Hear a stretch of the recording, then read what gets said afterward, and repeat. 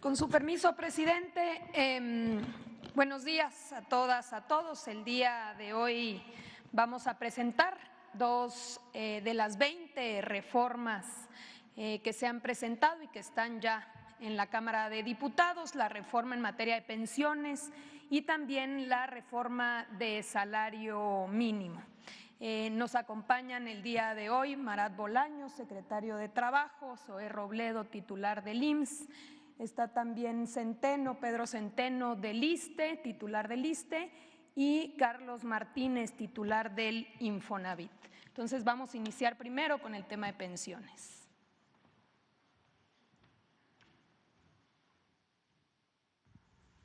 Muchísimas gracias. Bueno, como hemos dicho, una de las reformas fundamentales que hemos presentado tiene que ver con revertir los efectos de dos reformas dañinas en contra de los trabajadores que pasaron a cuentas individuales, lo que eran las pensiones, que es la reforma de 1997, aprobada en el sexenio de Zedillo, y de 2007, esta reforma aprobada en el sexenio de Felipe Calderón. ¿Cuáles fueron los efectos principales de estas reformas? La primera es que cientos de miles de trabajadores quedaron fuera de la posibilidad de tener una pensión. Y esto sucedió porque los requisitos aumentaron de un día a otro. Como podemos ver en la ley del 73, que es la previa a esta reforma, los requisitos tenían que ver con llegar a contar con 500 semanas de cotización en el Instituto Mexicano del Seguro Social, es decir, 10 años. Y con la reforma se incrementó este requisito a 1,250 semanas, es decir, se tenía que contar con 24 años de cotización en el Instituto Mexicano del Seguro Social para poder contar con una pensión.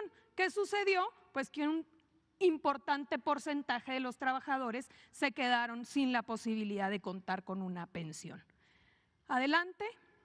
Pero también otro de los efectos tuvo que ver con pasar los recursos a cuentas individuales y que los rendimientos estaban dando porcentajes muy bajos del salario. Ya tenemos ejemplos de los primeros que se empezaron a jubilar bajo estas nuevas reglas y cómo el porcentaje de su salario disminuyó de forma significativa. En la ley del 73, los trabajadores están yendo con un promedio del 89% de su salario y ya con las nuevas reglas, en el caso de los que cotizan en el IMSS, con 27%, y en el caso de los trabajadores al servicio del Estado, que fueron impactados por la reforma del 2007, con 60%.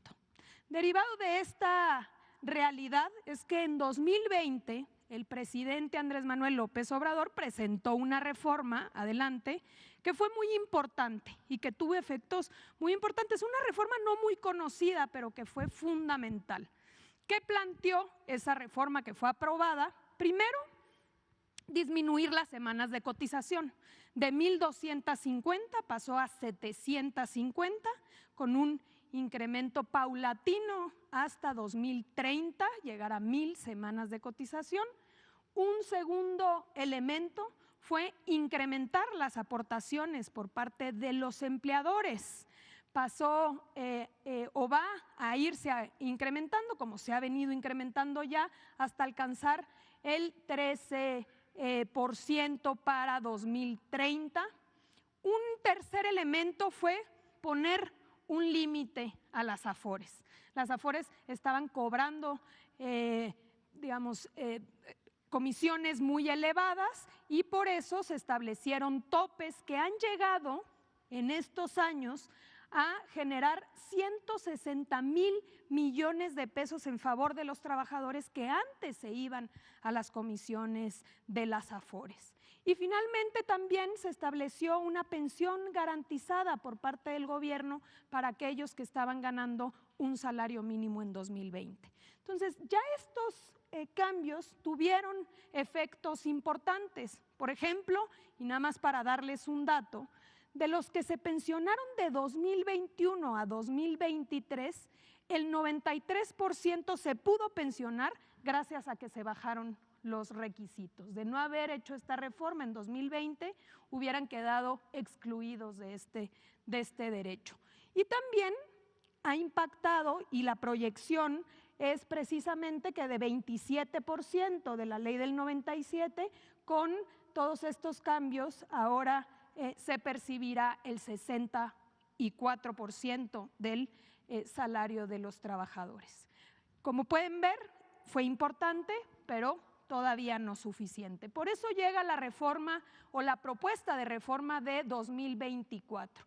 ¿Qué está planteando esta reforma? Que los trabajadores puedan irse con el 100% de su último salario, es decir, contar con un complemento solidario para todos aquellos que ganen o se pensionen con el salario promedio del Instituto Mexicano del Seguro Social. Estamos hablando de 16,777 pesos, es decir, contar con un fondo que pueda aportar para que este trabajador pueda irse con el 100% de su salario. ¿Cómo vamos a fondear este complemento? Adelante. También se establecen las fuentes de financiamiento ya en la ley. Estamos hablando de entrada de los recursos de las operaciones del instituto para devolverle al pueblo lo robado. Todo aquello que se confisca por parte de las fiscalías, producto de delitos que van al pueblo, al instituto para devolverle al pueblo lo robado, ahora van a ir a este fondo de pensiones para el bienestar. Número 2, a través de la liquidación de la financiera rural. Número 3, de la venta de los terrenos de Fonatur. Número 4, el cobro de los adeudos de entidades públicas que tienen con el IMSS, con el ISSSTE y con el SAT. Y finalmente de los recursos de la aplicación de los artículos 302 de la Ley del Seguro Social y del Infonavit, que hoy tienen las AFORES y que tiene que ver con la recuperación de cuentas. Todo esto va a ser un recurso, un capital semilla de 64,000 millones de pesos. También la ley prevé recursos complementarios cuando vayan sucediendo las siguientes circunstancias. Por ejemplo, los fideicomisos del Poder Judicial. Sabemos que si bien se aprobó una ley donde se tienen que regresar estos 15,000 millones, hoy está impugnada y debe ser resuelta por la propia Suprema Corte.